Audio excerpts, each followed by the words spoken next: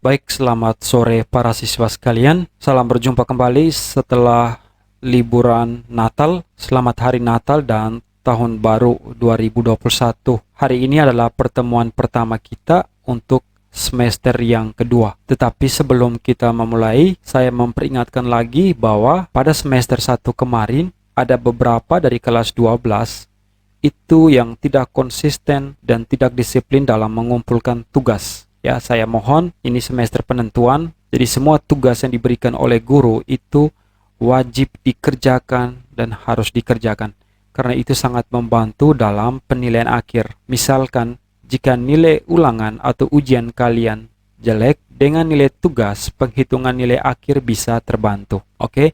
Jadi saya mohon untuk beberapa bulan ke depan ini, segala penugasan dari guru itu wajib dan harus dikerjakan. Baik, untuk semester yang kedua atau semester genap ini, kita akan berbicara tentang tema yang berikutnya, yakni tentang kemajemukan atau keberagaman. Ya, khususnya kita Indonesia itu kita berbicara tentang keberagaman, kemajemukan atau pluralitas bangsa Indonesia. Tetapi dalam pertemuan kita ke depannya, saya lebih memfokuskan dalam konteks kitab suci dan ajaran gereja. Sementara yang berkaitan dengan bangsa dan negara, itu saya meminta bagaimana dalam penugasan kalian mengaitkan atau membuat refleksi dalam tugas-tugas yang akan saya minta nanti ke depannya. Oke, baik. Hari ini tentang keberagaman, yakni dalam konteks kitab suci dan ajaran gereja. Mari kita lihat yang pertama dulu, itu kita lihat kemajemukan atau keberagaman dalam perjanjian lama.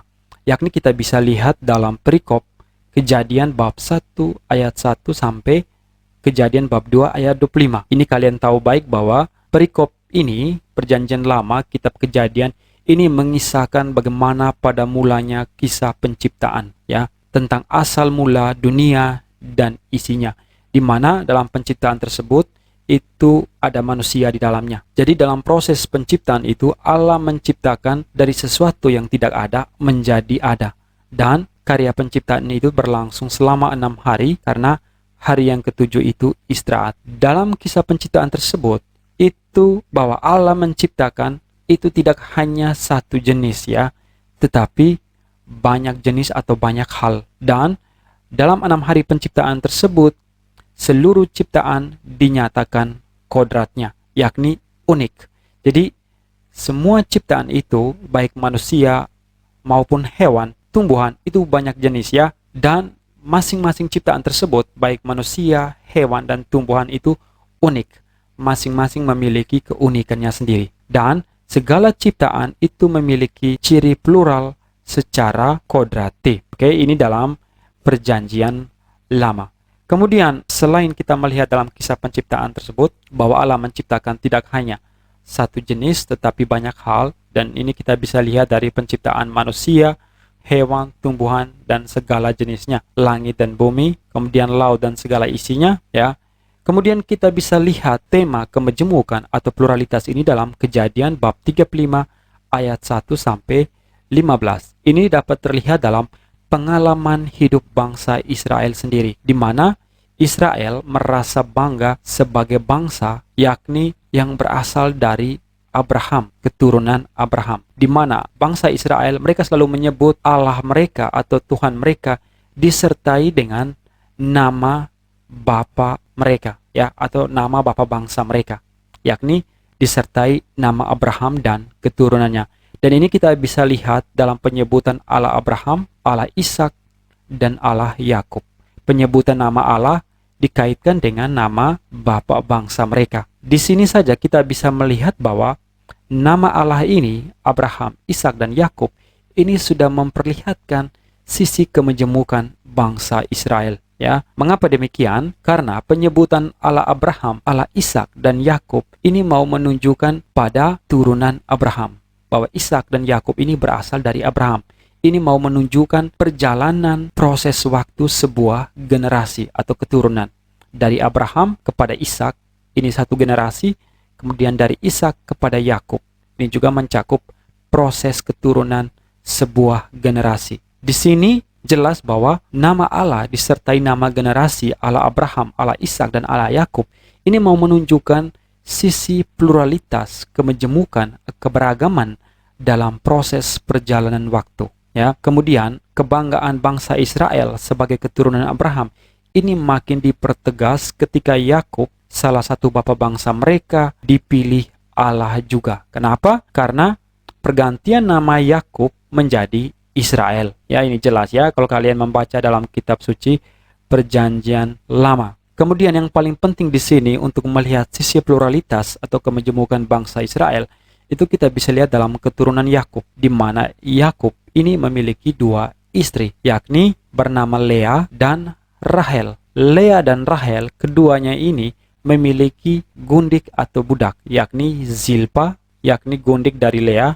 dan Bilha atau budak atau gundik dari Rahel. Dengan Lea, Yakub memperanakan 6 laki-laki dan 1 perempuan, yakni Ruben, Simeon, Lewi, Yehuda, Isakar, Zebulon, dan yang perempuannya adalah Dina. Kemudian dengan Zilpa yang adalah budak atau gundik Lea, Yakub memperanakan 2 anak, yakni Gad dan Asher. Kemudian dengan Rahel, itu Yakub memperanakan 2 anak, yakni Yusuf dan Benyamin. Sementara dengan Bilha yang adalah gundik atau budak Rahel, Yakub memperanakan 2 anak, yakni Dan dan Naftali. Ini kalian jelas lihat ya, kita bisa mengambil kesimpulan bahwa dari anak-anak Yakub tersebut diturunkanlah ke-12 suku Israel. Disinilah kita melihat sisi pluralitas atau kemejemukan, bahwa dalam perjanjian lama itu sudah terdapat keberagaman, bahwa Allah menghendaki keberagaman atau kemejemukan.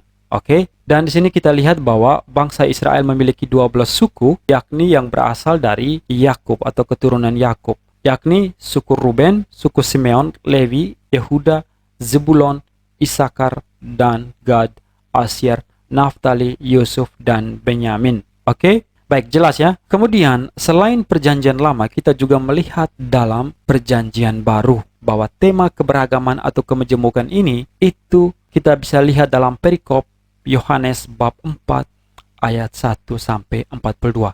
Ini lebih berkaitan dengan bagaimana kita menghargai sebuah keberagaman, sebuah pluralitas atau kemejemukan. Dalam konteks perjanjian baru, kita bisa lihat dalam figur Yesus sendiri, di mana Yesus dalam kisah Yohanes ini itu dia bercakap ya atau bertemu dengan wanita Samaria. Ini sangat penting karena di sini Yesus menyapa suku yang tidak dianggap oleh suku bangsa Yahudi, ya.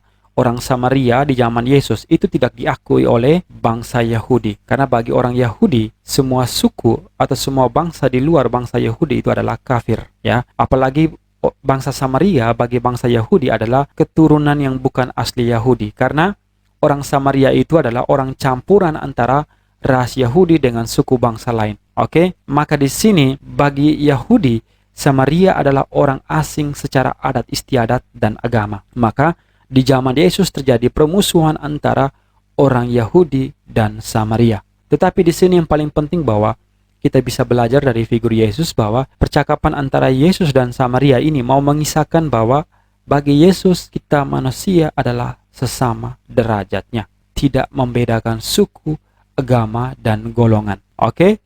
Ini menurut Yohanes Penginjil. Kemudian dalam perjanjian baru itu kita bisa melihat hal menarik lainnya, itu dalam Kisah Para Rasul bab 17 ayat 26. Itu kisah tentang bagaimana Rasul Paulus yang berada di Athena, itu di Yunani. Ini sangat menarik ya para siswa.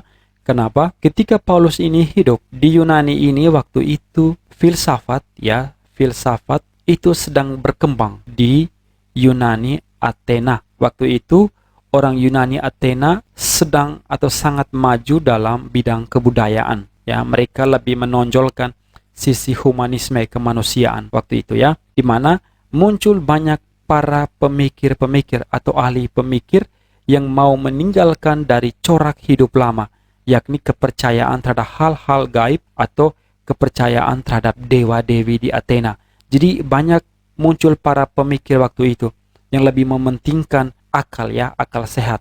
Dikisahkan bagaimana Paulus datang ke Athena, Yunani, dan ingin memberitakan tentang Allah monotheis, ya, artinya Allah yang esa, Allah yang menciptakan langit dan bumi. Baik, tidak mudah ya para siswa sekalian ketika Paulus ingin memberitakan tentang Allah yang monoteis, di mana waktu itu orang Yunani sedang menyembah dewa-dewi, politeisme. Ya, mereka menyembah banyak Tuhan, banyak dewa. Saya baca kutipannya dalam Kisah Para Rasul bab 17 ayat 26. Dari satu orang saja, ia telah menjadikan semua bangsa dan umat manusia untuk mendiami seluruh muka bumi. Ini Paulus mengutip kembali perjanjian lama khususnya berkaitan dengan kisah penciptaan, ya, penciptaan manusia pertama, di mana dari sana Allah menjadikan satu bangsa sebagai satu keluarga. Jadi Allah monoteis yang Rasul Paulus wartakan kepada orang Yunani Athena adalah Bapa yang memelihara semua orang,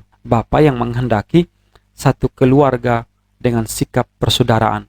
Semua dipanggil untuk satu tujuan, yakni Allah sendiri.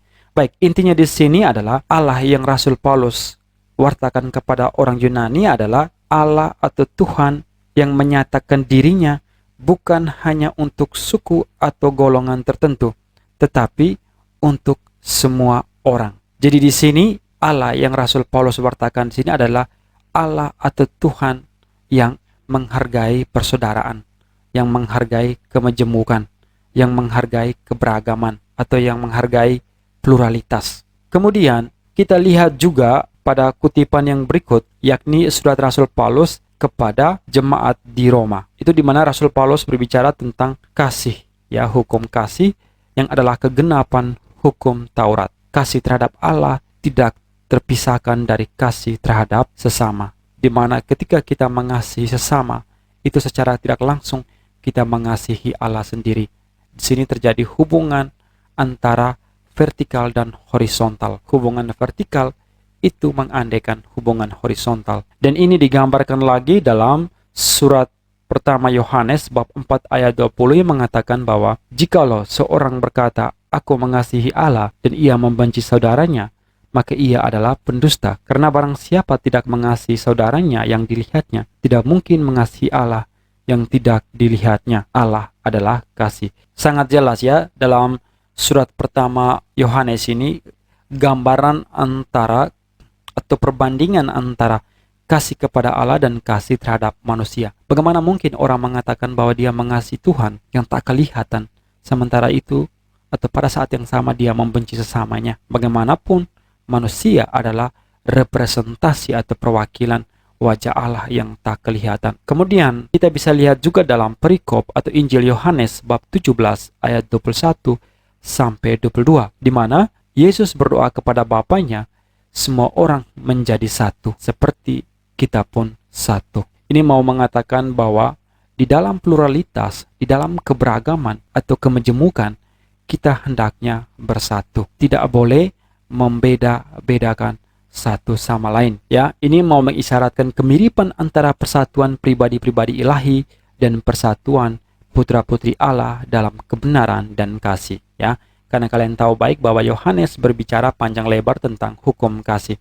Itu adalah perikop-perikop perjanjian lama dan perjanjian baru. Kita lihat yang berikutnya, konteks ajaran gereja, khususnya Konsili Vatikan Kedua, di mana kita tahu bahwa Konsili Vatikan Kedua itu lebih berisi tentang ajaran gereja yang memperbaharui atau yang baru. Itu dokumen yang pertama yang sangat penting adalah dokumen yang bernama Nostra Aetate. Dalam artikel 5, khususnya dalam pernyataan tentang hubungan gereja dengan agama-agama bukan Kristiani, ini lebih berkaitan dengan dialog antara gereja dan agama-agama yang lain. Karena seperti yang kita sudah bahas dalam kelas 11, di mana ajaran Konsili Vatikan pertama itu sangat sempit, ya, hanya mengakui gereja sendiri atau gereja Kristen sendiri, sementara di luar gereja Kristen tidak adanya keselamatan. Kita sudah lihat itu sebuah moto yang sangat terkenal, yakni extra ecclesiam nulla salus. Di luar gereja tidak ada keselamatan. Itu adalah konsep yang lama dalam Konsili Vatikan pertama. Sementara Konsili Vatikan kedua itu mulai mengakui adanya keselamatan dari agama-agama non-Kristiani. Seruan dari dokumen ini, Nostra Aetate, adalah untuk membangun persaudaraan dan perdamaian dengan memelihara cara hidup yang baik di tengah masyarakat. Ya, ini Nostra Aetate. Kemudian dokumen yang sangat penting lainnya yakni Gaudium et Spes, kegembiraan dan harapan, artikel 23-32, khususnya tentang masyarakat manusia, ini mau menegaskan bahwa setiap anggota gereja dituntut untuk saling menghormati martabat rohani setiap orang. Manusia adalah ciptaan Allah, gambar dan rupa Allah, dipanggil menjadi satu keluarga. Cinta kasih terhadap Allah adalah cinta kasih terhadap manusia, karena manusia diciptakan demi Allah. Hubungan ketergantungan Allah manusia terarah pada kesejahteraan umum. Manusia dituntut mengampuni perlakuan tidak adil dan memperluas cinta kasih kepada sesama. Jelas ya, ini dokumen Gaudium et Spes mau mengajak semua anggota gereja untuk menghormati agama-agama non-Kristiani. Ya, ini kalian lihat bahwa bagaimana dokumen ini mau mengajarkan untuk menghormati keberagaman, untuk menghormati kemenjemukan, untuk menghormati pluralitas agama-agama yang ada di dunia. Sebab bagaimanapun semua manusia adalah ciptaan Allah, gambar dan rupa Allah, imago Dei, the image of God. Semuanya dipanggil menjadi satu keluarga. Dan kembali lagi Gaudium et Spes mengutip surat Yohanes dan Injil Yohanes, yakni tentang hukum cinta kasih, di mana hukum cinta kasih ini digambarkan sebagai hubungan vertikal dan hubungan horizontal. Hubungan vertikal maksudnya hubungan antara manusia dan Allah, Allah dan manusia, dan hubungan horizontal antara manusia dan manusia. Baik, pertemuan kita hari ini sampai di sini. Dan untuk menutupnya ada penugasan dari saya. Setelah mendengar penjelasan Pak John dari tadi, saya mau menugaskan dengan pertanyaan, bagaimana Anda melihat keberagaman, kemejemukan atau pluralitas di Indonesia dalam terang kitab Kejadian bab 1 ayat 1 sampai bab 2 ayat 25 dan Kejadian bab 35 ayat 1 sampai 15 yang telah dijelaskan di atas. Berikan pandangan pribadi kalian. Satu paragraf 10 baris. Jadi saya meminta pendapat pribadi kalian. No Google, pendapat pribadi kalian. Bagaimana kalian membuat sebuah relasi bersama dengan melihat penjelasan di kitab suci yang sudah kita bahas tadi dan mengaitkan dengan kemejemukan atau keberagaman yang ada di Indonesia dengan berbagai suku, agama, dan etnis. Oke, dikumpulkan dalam aplikasi Schoology, di-submit paling lambat jam 8 malam. Tolong tugas ini wajib dan harus dikerjakan semua. Nama-nama yang sama yang sudah saya hafal itu tolong, dan jangan lagi ada kerjasama atau mengambil pekerjaan teman yang lain dan mengumpulkan. Itu saya akan langsung nolkan nilainya. Sekian dan terima kasih untuk pertemuan kita hari ini. Sampai jumpa dalam pertemuan yang berikutnya.